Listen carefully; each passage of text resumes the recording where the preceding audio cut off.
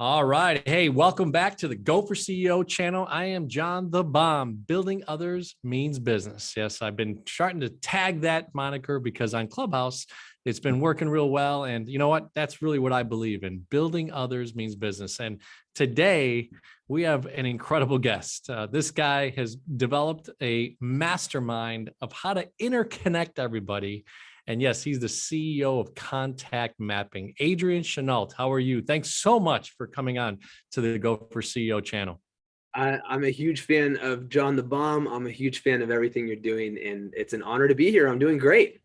Awesome, brother. Awesome. Well, look, our community really enjoys the format of just having a conversation. We were just talking offline on kind of there is no set questions, but we really just get to understand kind of the mind of the CEO, the mind of someone who took the leap of building their own thing. And I know your pedigree, we're talking about your background and your dad and some of the things that you've come from. So excited to hear that. Excited here, Go for CEO channel and community. Go ahead and smash the like button, leave a comment for Adrian and then interact with some of the places that we're going to talk about that he's building a community online and off. So Adrian, why don't you take us through that beginning stages of, man, how did you think about this business and what were some of the ideas that came to mind and as you launched? Yeah, love that question. So you mentioned my dad. My dad and I are co-founders of this company, and it really, it's our life's work, really. And so my dad has been in relationship and sales roles for his entire career. He started off in the restaurant business. He actually sold airplanes for a number of years. So our last name is Chanault. We are not related to Claire Chanault, who's a famous aviator, but that last name didn't hurt. So he sold airplanes for a few years. He was in the financial services world for a number of years, and then he's been a network marketer or a multi-level marketer for the last 30 years. And he has had an uncanny ability through all of those turns to always be great at remembering people's stories, at being really intentional about the way that he manages his database of contacts, from like really crazy old school stuff with legal pads and index cards. And he had this like Dewey Decimal System crazy thing all the way through some of the really early CRMs like ACT back in the day. And then he did it just kind of in his own sort of cobbled together way in his phone for many years. And I'm his oldest son. I'm, very sort of this dutiful, like he's this big, crazy personality. I'm like, was always the kid who got good grades. He like barely finished high school. I like am, studying my butt off. Like we're wired less differently, I have realized, than I always thought, but we're definitely different style personalities, but I absorbed his way of being. He's also, the other important thing about my dad is he just celebrated 33 years of sobriety, but he actually, really interesting. I just turned 37 on Monday, and I hadn't realized, but he was 37. He's 70 now. He was 37 when he got sober, which is a really crazy thing to think. And so he had really made a mess of his life, and that world has been a really important thing. And so he's a guy who loves misfits. He can kind of jive on all ends of the spectrum. And I absorbed that into my being, even though I took a very different path. So I went into finance. I went to college, studied finance, went and worked as an investment analyst for a few years, and then spent 7 years in the corporate world working for a tech company called Rackspace.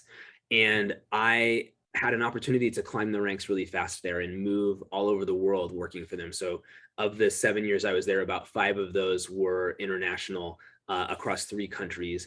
And the reason and the way that all of that opportunity arose for me is that I had the same sort of principles as my dad. And I was somebody that, instead of sort of hiding behind the spreadsheet, I was a connector out in the business. And that led to sort of becoming known as this sort of bridge builder between business units, between countries, and helping the organization to be more cohesive and consistent in the way that they worked.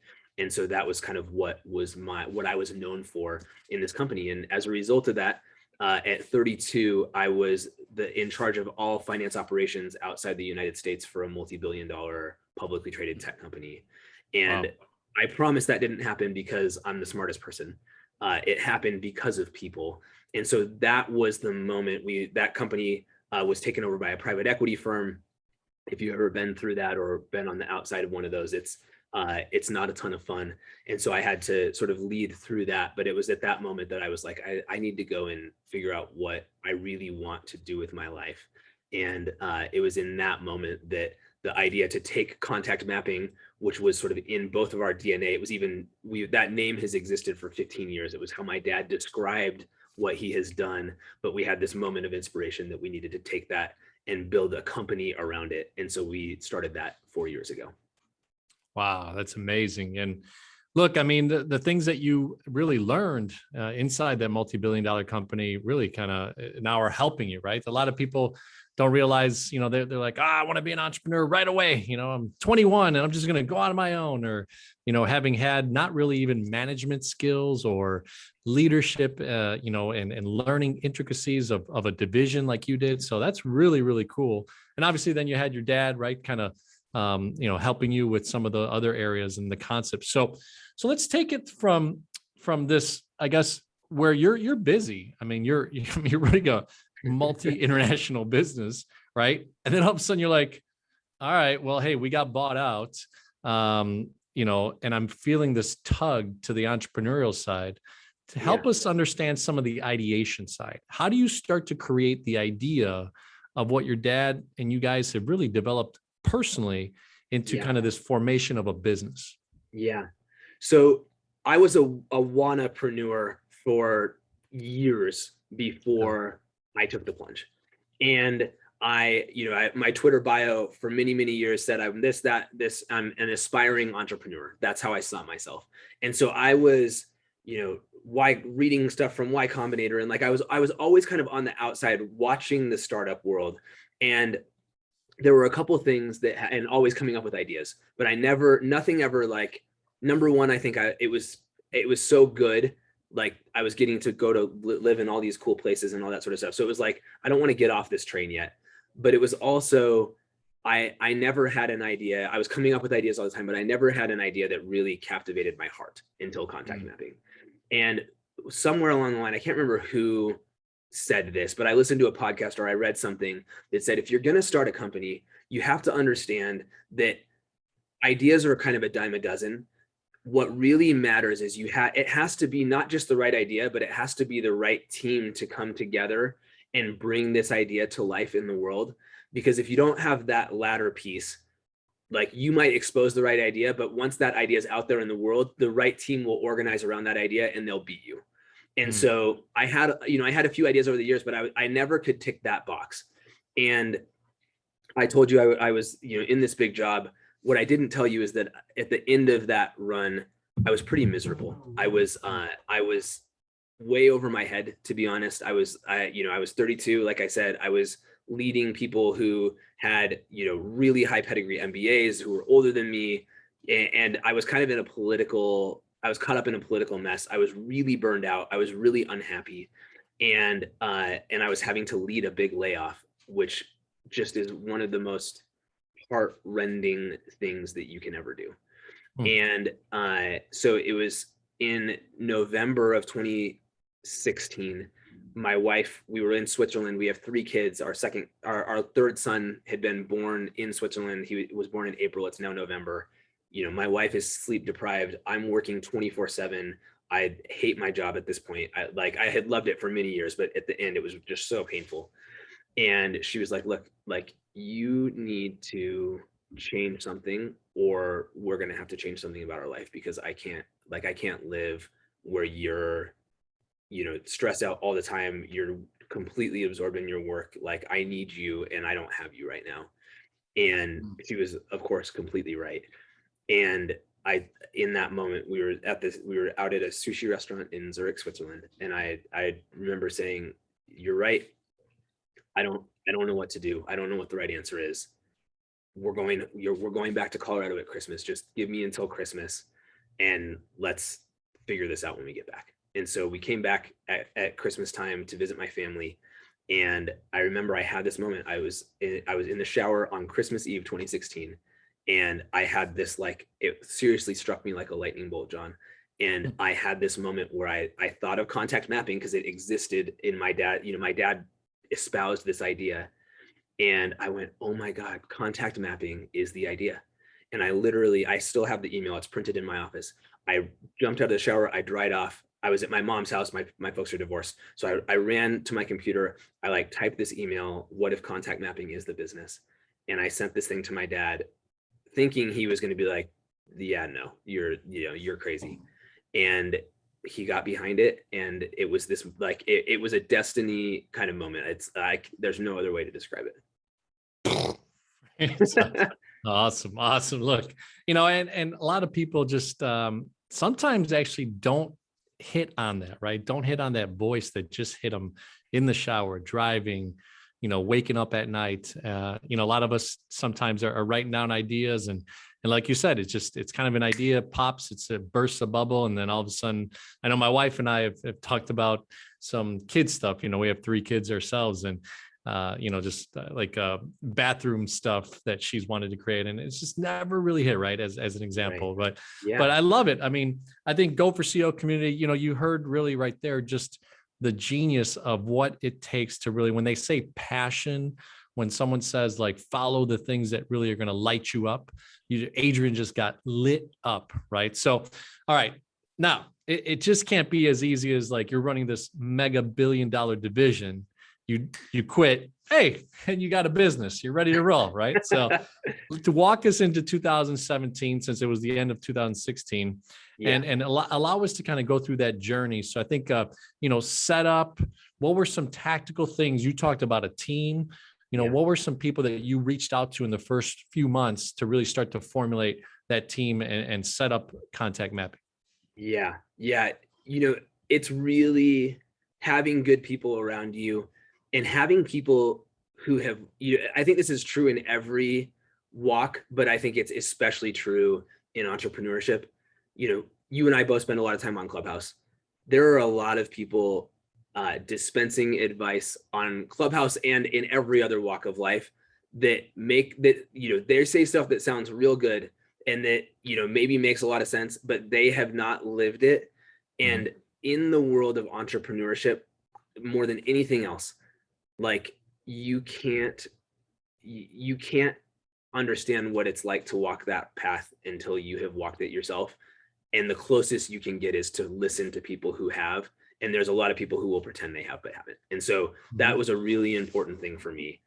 And the guy who there was one person who was really important to me in early in the journey. I was living in Switzerland at the time. His name's Rasmus, and he was an early founder of a gaming company that had ended up selling to, I don't know that much about the gaming world, but he's Danish. And like, there's a couple huge, like massive, like the sort of role-playing game, whatever, like a lot of those companies are Danish. So he had sold to one of those, and then he'd done a bunch of other stuff, and he now works for Nestle in this like entrepreneurship division. And so anyway, he really knew his stuff, and he was just this awesome guy. We had started to get to be friends. And then this idea happened, and I was like, hey, like, and I went through a phase of like, am I really going to do this? Like, I'm getting paid a ton of money. We're living in Switzerland, which is like, the most magical place on earth. Like, there were a lot of reasons to talk myself out of walking away from all that money and security and whatever. And I asked him to coffee, and I told him what I was thinking about. And I shared it with him, and I stopped, and I just remember he like got this big smile on his face, and he's like, you're going to do this, right? And that was a big moment. And then he helped me, like we would go over and we'd put our kids to bed because we both had young kids. And I go over at like 9 p.m, and I'd be at his house till like 1 a.m, like just like coming up with ideas and like turning this from something tiny into something bigger. And, I had to figure out how to navigate that with my dad and equity between the two of us, and what was, how day-to-day involved was he going to be. Like, there was all these things that had to be figured out. And I had a mentor who had been there to prepare me for those conversations versus just kind of going into them blind. And that was really essential. That's fantastic. And look, you had an interesting dynamic, right? Your dad co-founding, right? This opportunity, you're out of the country and you're trying to build something intertwined with a mentor that's kind of guiding you and really having dialogue with your dad, right? So that's an interesting dynamic. So, all right. So I guess get us up to speed, right? You at one point obviously put in your 2-week resignation, right? You're leaving like a different country, right? A different lifestyle, everything, and you're starting a business. Hello, right? So it's an interesting journey. So walk us through kind of those first steps, because I think a lot of the people that follow the Go for CEO community, and as we're growing, are really always interested on like, what's that dynamic, right? What's that employee to entrepreneur mindset? How do you switch that? You talked about a great mentor, which is a big, big deal. A lot of people don't get that. But what are 3 or 4 steps that you can kind of quantify as far as lineage, right, of what you did? Yeah. So one of the big ones is find the community that exists around the thing that you want to do. So for me, I needed to plug into the software and sort of tech entrepreneurship hub of Boulder, Colorado, where I live.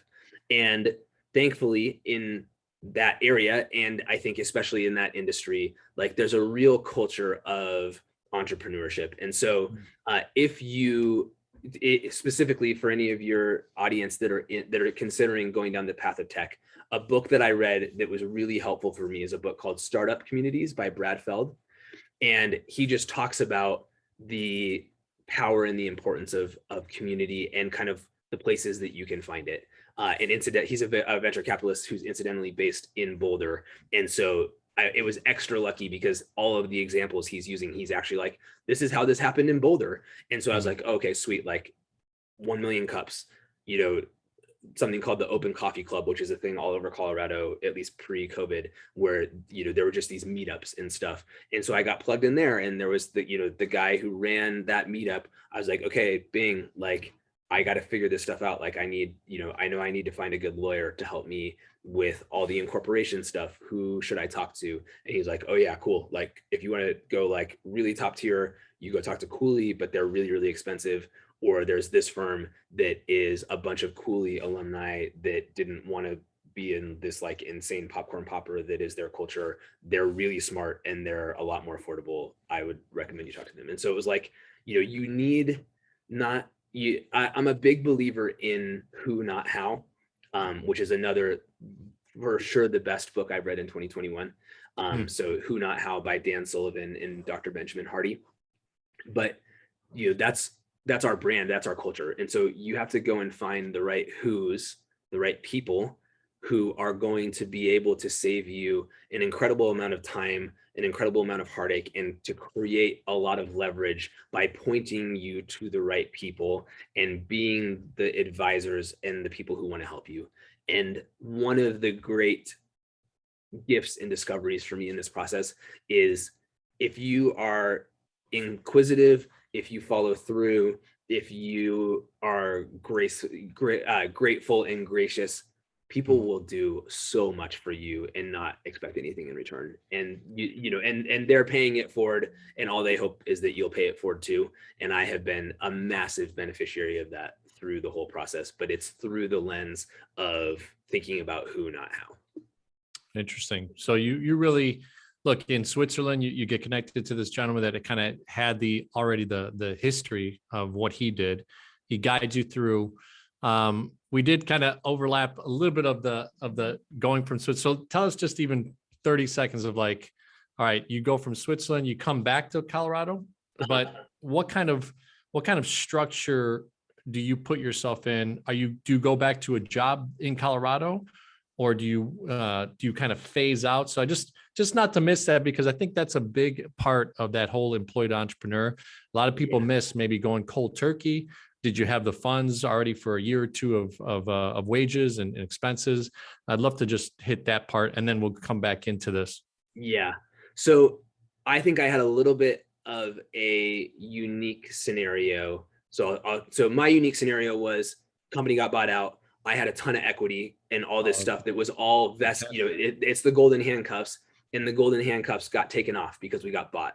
And so in order to do this, I had to leave.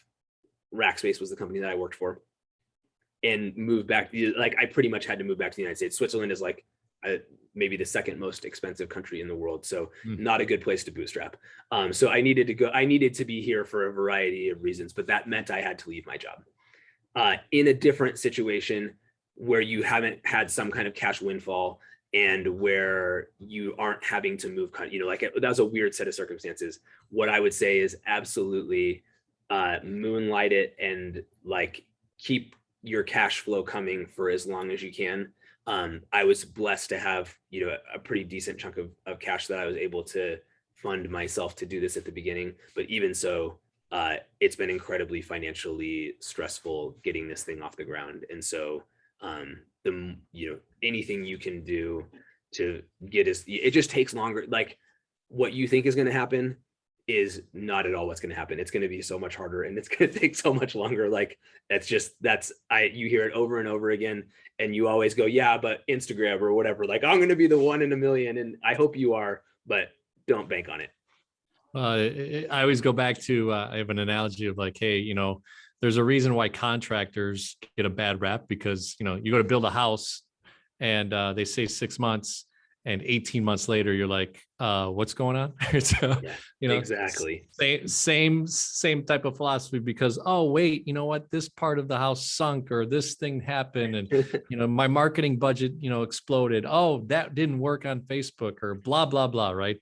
Connection. So, all right. So, hey, look, kudos to you, right? You had built 7 or 8 years of really of that platform, right? That you grew in Rackspace. You have this incredible moment, end of 2016. We're back in 2017. Now you're back at home.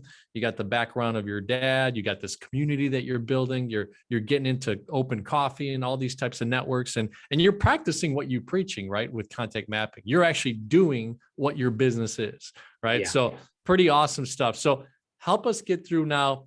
This beginning stage is always interesting. It's 2017, 2020, the pandemic hits. You got a 3-year window here. What are some of the things that you did as far as just initial, launch to revenue, right? Did you have an MVP on the SAP side or a SaaS side? Like, what were you thinking? How did you process that? Yeah, that's a great question. And I just realized my camera is going to cause a problem in 1 second. So I'm going to switch my camera. Give me half a second. No worries. All right. So what we did to get going with that is a couple of things. One, we went through a process of like a user interview process. So like one of the most important things that I learned along the way, and again, like this comes from a tech world, but I think the principles are so applicable no matter what you do, which is that you really need to, what you think your customer wants and what your customer is actually going to want are almost like, you can't believe how different they really are. Like, it's just so hard to get that empathy until you really experience it.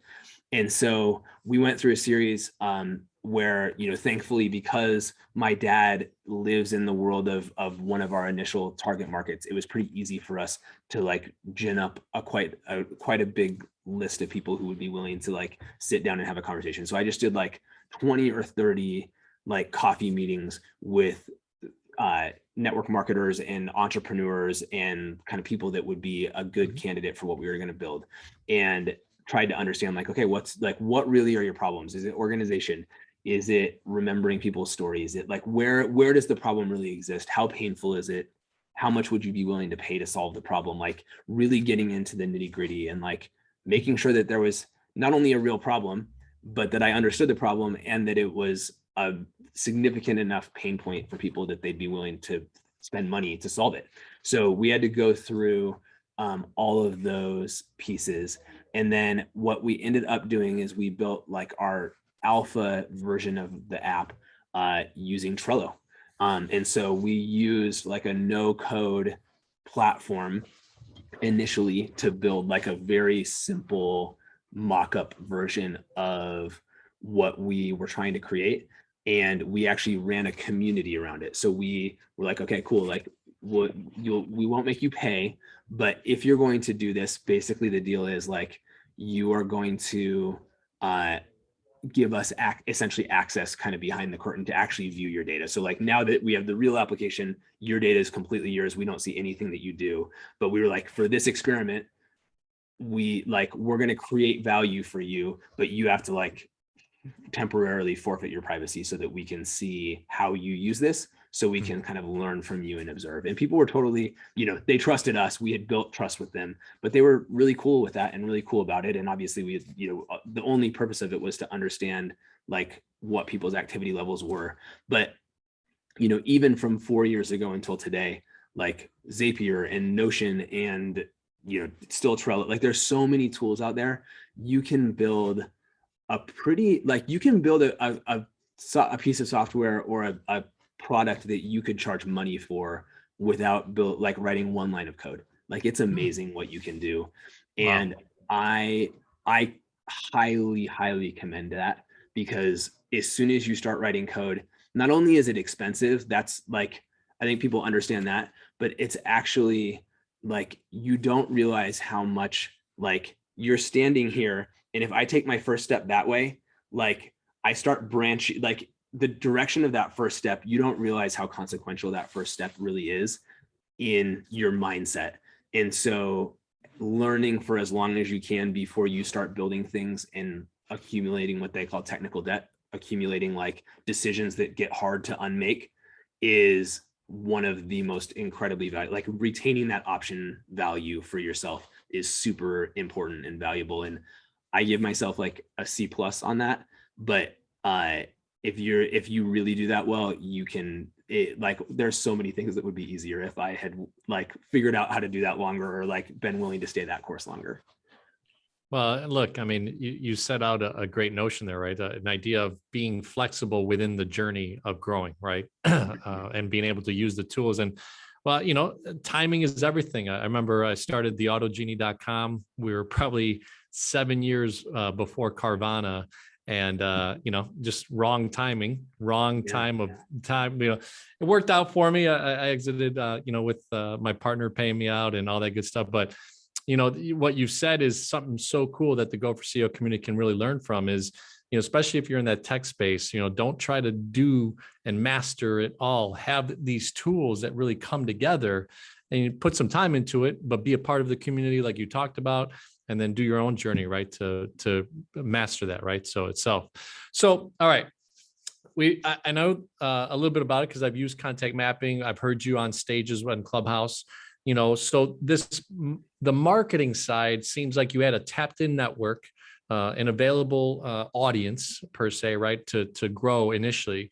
So what does that look like when you think about, bringing something like your tool into the marketplace, almost like a freemium, right, scenario, and then upgrading them to a paid customer? What are some things that you're thinking about in that transitional period? Yeah, so we're actually on our second iteration of a pricing structure. So we initially did not do freemium. We did a 30-day trial, but where you had to put in your credit card. You got 30 days for free, and then it was and then you had to pay after that.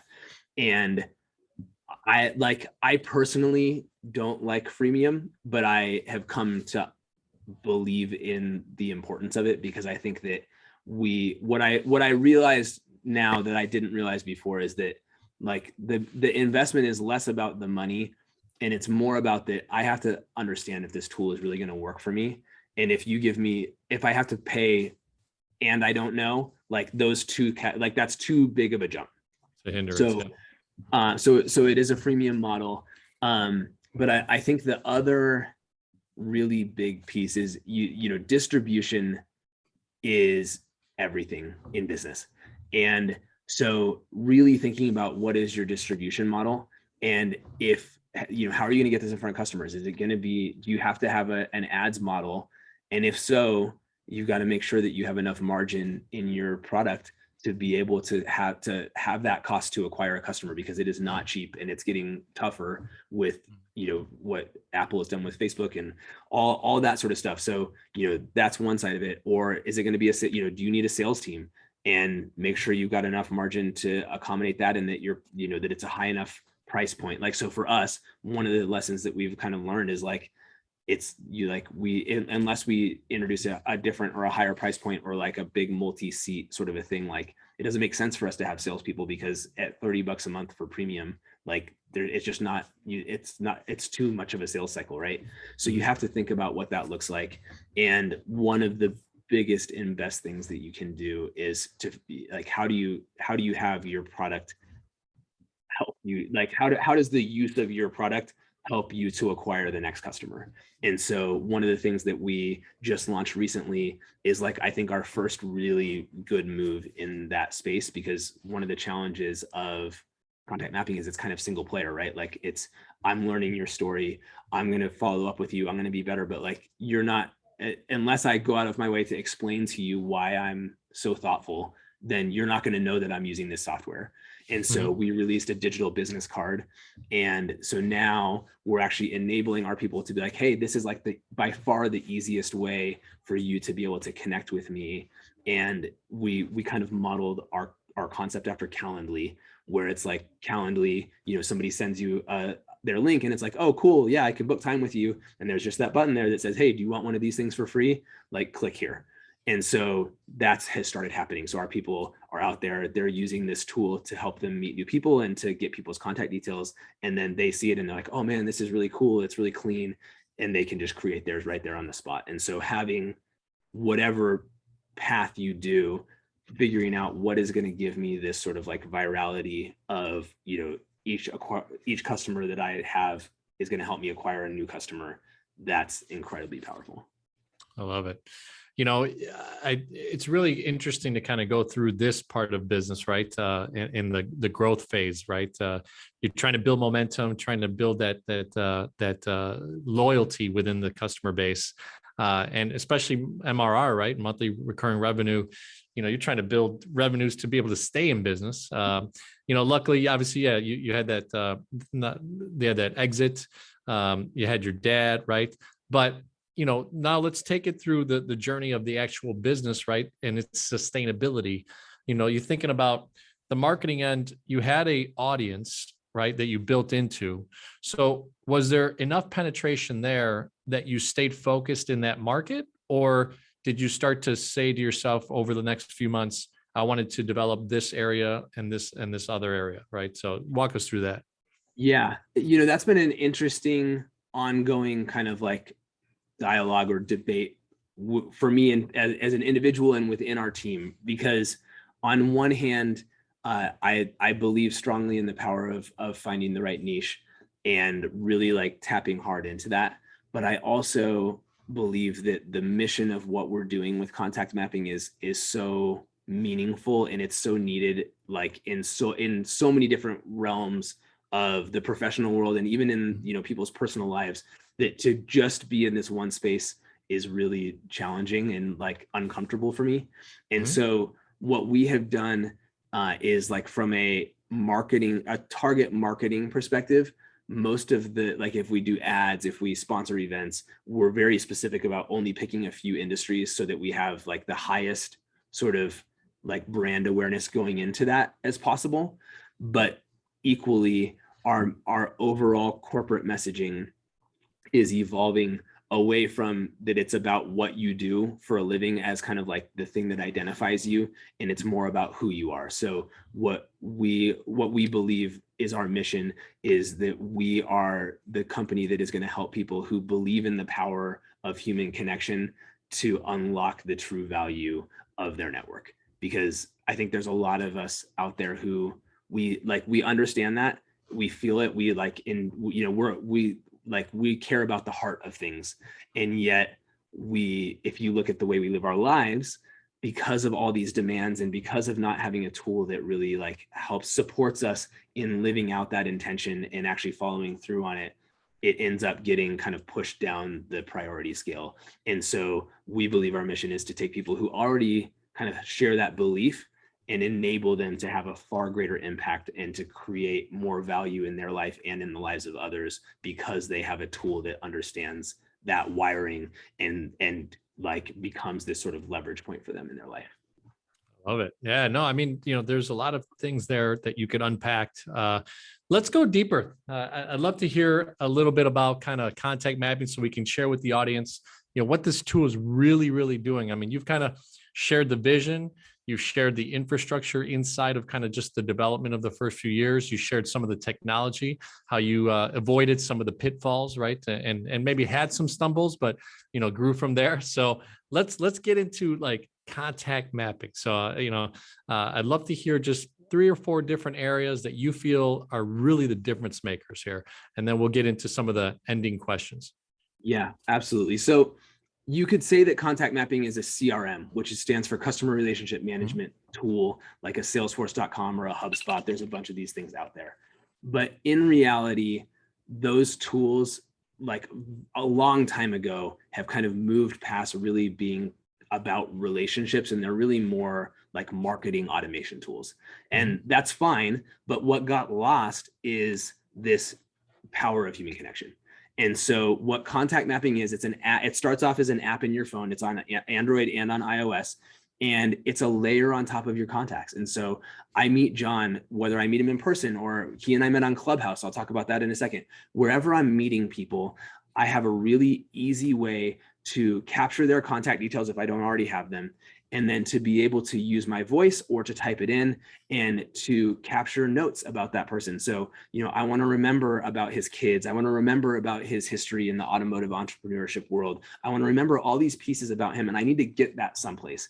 And our goal is, after any conversation, that in 30 seconds or less, that you can brain dump and capture the things that are important in a place that you can remember them. So we get that out of our brain and into a place where we can reference it back to it.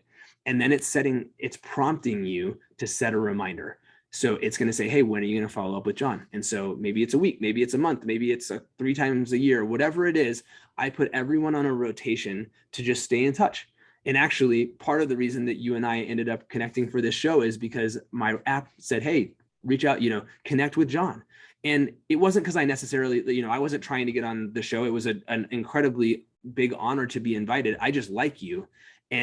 But when you keep showing up in people's lives, lo and behold, good things happen for everybody. So I get these reminders. And then the last thing that I think is the most magical of all is that everything is completely searchable.